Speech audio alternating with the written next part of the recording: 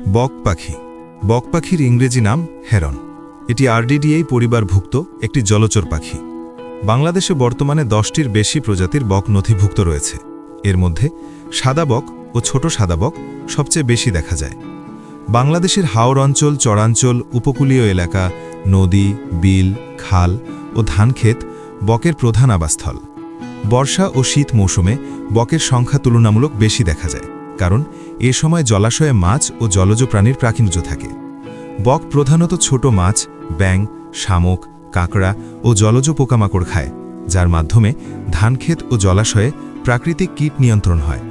বক শিকার করার সময় ছায়া ব্যবহার করে। সূর্যের আলো পেছনে রেখে এমনভাবে দাঁড়ায় যাতে তার ছায়া পানির উপর পড়ে, আর মাছ সেই ছায়াকে নিরাপদ জায়গা ভেবে কাছে আসে। বাংলাদেশে বক কৃষির জন্য উপকারী পাখি হিসেবে বিবেচিত, কারণ এটি ক্ষতিকর পোকামাকড়ের সংখ্যা কমাতে সাহায্য করে। বক সাধারণত গাছের উঁচু ডালে দলবদ্ধভাবে বাসা বাঁধে, বিশেষ করে বাঁশঝাড়, তাল, করই ও বটগাছে।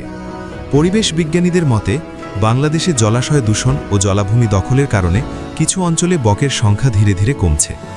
বক একটি গুরুত্বপূর্ণ বায়ো ইন্ডিকেটর স্পিসিস, অর্থাৎ কোনো এলাকায় বক দেখা গেলে বোঝা যায় সেই এলাকার জলজ পরিবেশ এখনও কার্যকর আছে।